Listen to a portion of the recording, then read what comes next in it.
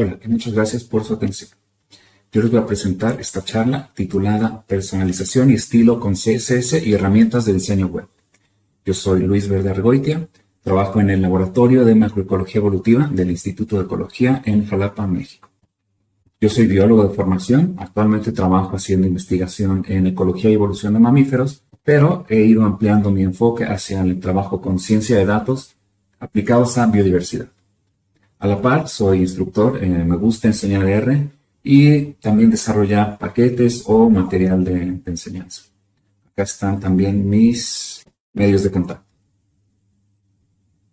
Como alguien que trabaja con datos, estoy bastante familiarizado con esta proporción desigual entre el tiempo que nos toma la limpieza de datos comparado con todo lo demás. Y como vemos acá en esta charla que dio Melissa Van Bussel, una vez que están listos los datos, también existe para algunas personas esta proporción desigual entre el tiempo que se gasta uno haciendo que las cosas se vean bonitas comparado con todo lo demás. Y bien, es que la personalización de cosas gráficas, informes, figuras o lo que sea, es algo que en lo personal me entretiene mucho, es divertido y le da un toque personal a nuestros productos. Entonces, este proceso como muy iterativo, muy didáctico, aplica a cuestiones de diseño independientemente del lenguaje, del entorno, del paquete. Hago una pausa acá y aprovecho para avisar que aunque me interese el tema y cómo se hacen las cosas y cómo se hace la personalización, no necesariamente tenga yo buen ojo o buen criterio de diseñador, pero sigamos. Así como en el análisis de datos usamos distintos programas, distintos lenguajes, se puede hacer interactivamente o se puede hacer con código, es lo mismo para el diseño y la personalización. Lo podemos hacer interactivamente o se puede hacer también mediante código. Por ejemplo, si estamos trabajando con algún programa que sea para diseño interactivo, lo que vemos en la pantalla es el resultado, lo que vemos es lo que se obtiene, y trabajando con este tipo de paradigma de diseño, estamos viendo el resultado final del contenido mientras lo generamos y lo editamos. Si es que hay código, que generalmente hay, se genera en segundo plano y muchas veces ni siquiera lo vemos, comparado con el diseño a través de código.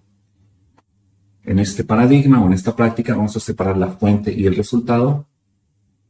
Tiene, eso sí, una mayor curva de aprendizaje, pero que a la vez nos permite mayor control sobre la personalización de lo que estamos haciendo y también nos permite trabajar con elementos mucho más complejos. Por ejemplo, acá con este procesador de palabras se trabaja directamente en un solo documento que nos muestra el contenido con su formato. O acá, en un diseñador de diapositivas para presentaciones, el texto se modifica, los elementos se modifican también todo manualmente, todo en un solo documento, directamente en el resultado, sin especificar nada explícitamente mediante código.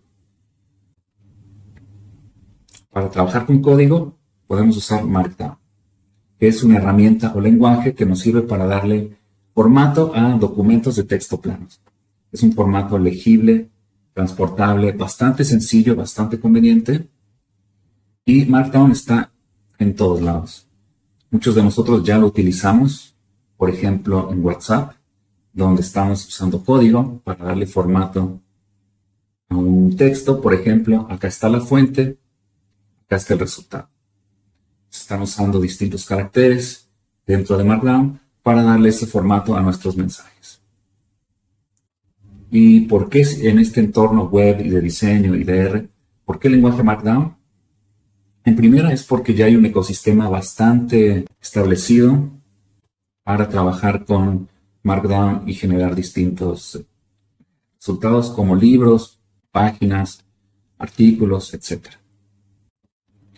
Y últimamente también todo este tipo de elementos están englobados en Quarto, que es un sistema de publicación técnica y científica que tiene en su núcleo el formato Markdown, interactúa bastante bien con lenguajes de programación y a través de la herramienta Pandoc podemos sacar nuestros resultados a todo tipo de formatos, PDF, HTML o cuestiones de paquetes de oficina. también para todo lo que se haga interactivamente como aplicaciones o tableros, el diseño web en lenguaje Markdown es súper importante. Por ejemplo, con Shiny o incluso con elementos más nuevos como puede ser Observable o celdas OJS. Ahora bien, acá hay un ejemplo. Vamos a separar la fuente y el producto. Esto es cuarto, que no necesariamente es el tema de hoy, pero les muestro. De este lado tenemos texto plano, que al hacerse el render se procesa en un documento final que tiene un formato donde el código fue ejecutado y se ve pues mucho más presentable, pero tenemos por separado fuente y producto. Acá hay otro ejemplo. Esta es una plantilla de Markdown para hacer currículums. De hecho, fue una de mis primeras experiencias con esto del formato web y el lenguaje CSS que ya les voy a mencionar. La fuente es un archivo plano, por más que acá se vea de colores. Y el producto o el resultado es este currículum, en este caso de Isaac Newton, en formato HTML web. Y yo también hice el mío hace varios años ya. Y en su momento, al crearlo, yo estaba interesado en cambiar el color del fondo, cambiar el tipo de letra, cambiar el color de los links. Y todo esto lo hice a través de las herramientas que vamos a ver a continuación. Otra cosa importante es tener en mente que mucho de lo que vamos a trabajar es en un entorno web para desplegarse en un navegador. Y yo estaba viendo esta charla de Garrick Aidenbury hace un par de años, y él lo que mencionó en este caso era sobre presentaciones, es que hay que empezar a pensar para cada diapositiva en una presentación como si fuera una página web. Y esto a mí me sirvió mucho para empezar a considerar mis diseños como algo que se va a visualizar en un navegador. Acá hay un ejemplo sencillo y pues bastante popular en internet sobre alguien que hizo su primera página web. Esto es un producto, este es el resultado. Debajo de esto hay código HTML subyacente y se puede ver más o menos así. Tenemos la fuente, el producto y el formato. La fuente típicamente es este código HTML que determina la estructura y el contenido. CSS, que es el lenguaje que ya vamos a ver, determina el diseño y la presentación. Y al final eso nos da un resultado que se despliega en un navegador. O incluso se puede llegar a exportar a otros formatos. Esa página que recién les mostraba ya ha sido actualizada. Ahora tiene colores, tiene distintos elementos gráficos. Así que en algún momento se le incorporó CSS a esa página web de Noé y las cosas. ¿Y a qué me refiero con esto de CSS? Por sus siglas en inglés, Cascading Style Sheets. Es un lenguaje que maneja el diseño y la presentación de las páginas web. Se le aplica a contenido HTML y esto de cascading es porque las propiedades que vamos a especificar siguen una jerarquía y se van heredando y aplicando siguiendo un orden interpretable. Es parecido a como algunos parámetros gráficos en ggplot2 se van heredando a través de las distintas capas. El CSS, que determina nuestro formato y presentación, se puede especificar de distintas formas. Lo podemos guardar por separado en un archivo de texto que determina nuestras hojas de estilo. Lo podemos poner junto con el código HTML en un contenedor de estilo. O se le puede aplicar a elementos puntuales. Y ya vamos a ver. Lo primero que les voy a mostrar son las clases de CSS. Supongamos que tenemos este código HTML acá. Yo rara vez escribo código HTML. Ya vamos a ver por qué. Donde lo importante es que acá tenemos nuestro contenido. Dice, texto en una caja con relleno de color rosa.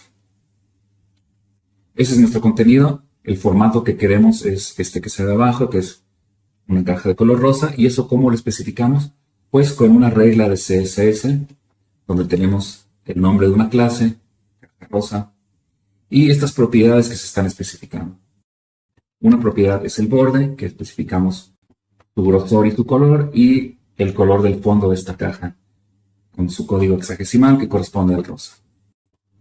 Mencionaba yo las reglas y las propiedades del CSS. En realidad es bastante sencillo. Tenemos el nombre de su clase, que por convención y por la sintaxis del lenguaje normalmente lleva un punto adelante.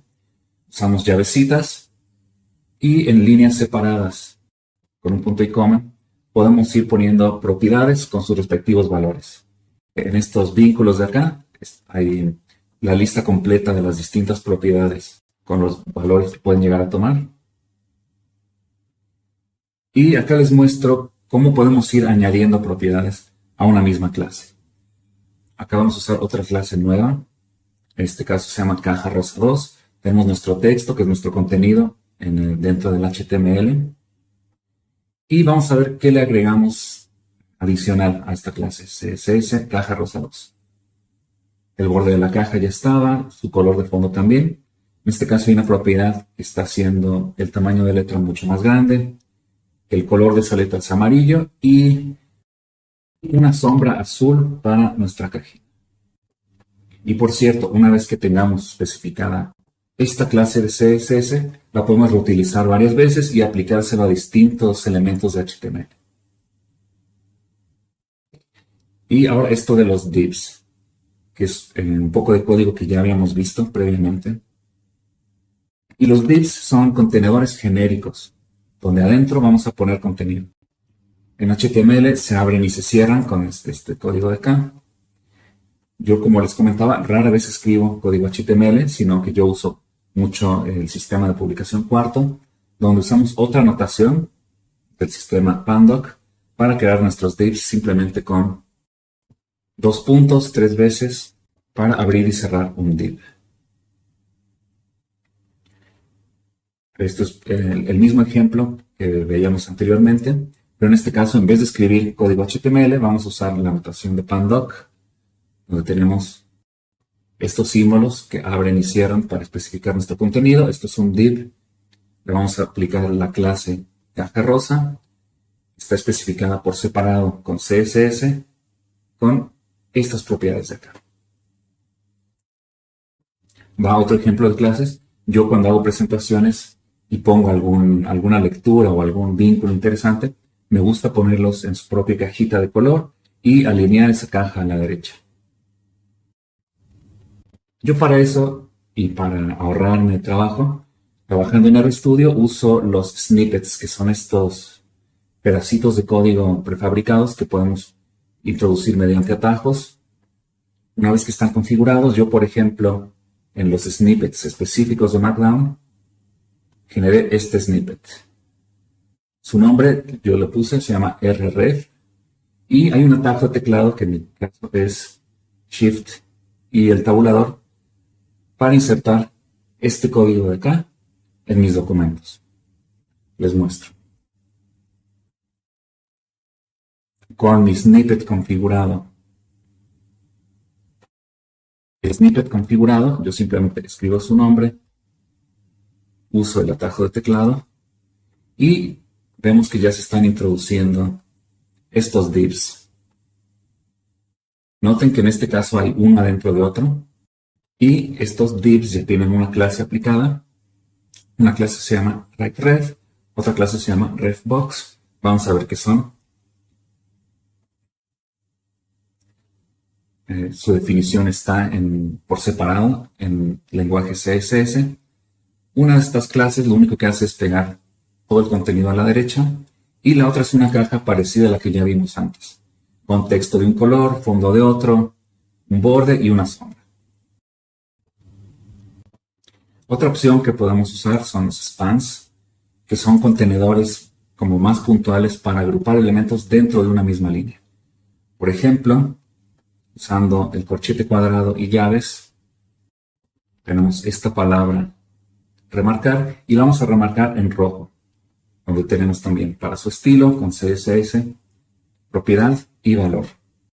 No se alcanza a ver muy bien, pero acá esta palabra en el resultado final está en color rojo.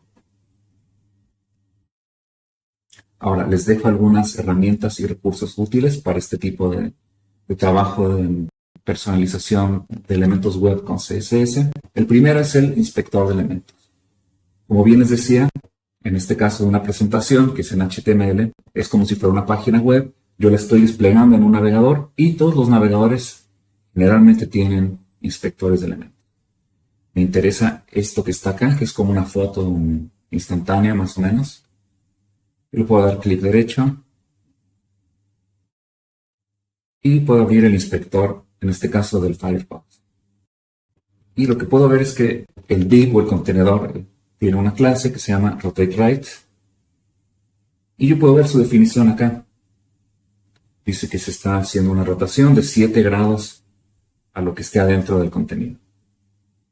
Esta otra clase que se llama Polaroid está definida acá. Simplemente se le está aplicando a ese contenedor y lo que hace es ponerle un margen, una caja, un contorno y algunos bordes para que parezca una foto instantánea. Yo esto lo uso mucho cuando veo algo en internet que me interesa ver cómo está programado o para saber qué necesito modificar en algún documento o presentación. Otra herramienta que recomiendo mucho para trabajar con CSS y web son los tachyons, que son clases predefinidas de CSS que tienen nombres abreviados. Se pueden combinar o encadenar varios a la vez. En R, por ejemplo, en R Markdown podemos usarlos con el paquete Shanigan Extra. Y en Quarto ya tienen su propia extensión. Y acá tenemos un ejemplo. Está este texto entre corchetes cuadrados. Y usando esta notación de span y de pandoc, vamos a empezar a usar tachyons, que serían estas cosas de acá. Son cosas que ya vienen predefinidas, hay que revisar la documentación, pero por ejemplo, B es para texto en negritas, white, el color del texto, BG viene de background, un fondo azul a nuestro texto y con una sombra tipo 5, eso viene ya definido en la documentación. Otro recurso que les recomiendo mucho es esta serie de publicaciones sobre diseño gráfico. En este caso está enfocado a presentaciones y al sistema Quarto, pero aplica a todo el diseño web y a cualquier elemento en R que use CSS. Esta serie forma parte del blog de Emil Wittfeldt y acá les separé 3 que me interesaron mucho y que siempre consulto, que es uno para colores y fuentes, uno sobre creación de archivos SCSS y otra sobre la disposición de elementos. Y otro recurso, otra cosa que yo hago mucho es revisar las hojas de estilo existentes en distintas páginas o tableros o aplicaciones para ver cómo se están haciendo las distintas personalizaciones. Este ejemplo de acá es la página web de un curso sobre diseño gráfico con ggplot. Vamos a ver su hoja de estilo, donde se importan las fuentes, y acá vemos todas las definiciones y todas las personalizaciones que se le están haciendo, por ejemplo, a los encabezados, al fondo de las diapositivas, al fondo de las páginas, dentro del sitio del curso, o por ejemplo, el archivo de este tablero interactivo, donde también vamos a ver distintas clases de CSS, cómo se están definiendo algunos valores predeterminados. Y esto es algo que yo hago mucho. Fijarme en los archivos SCSS de cualquier recurso que a mí se me haga interesante. Y pues con esto concluyo. Solamente me queda pues sugerir que intenten hacer personalizaciones mediante CSS. Es mucha prueba y error, pero considero que vale la pena darle un toque personal a nuestros diseños, sobre todo en cuestiones web o cosas que se van a desplegar en un navegador. Muchas gracias.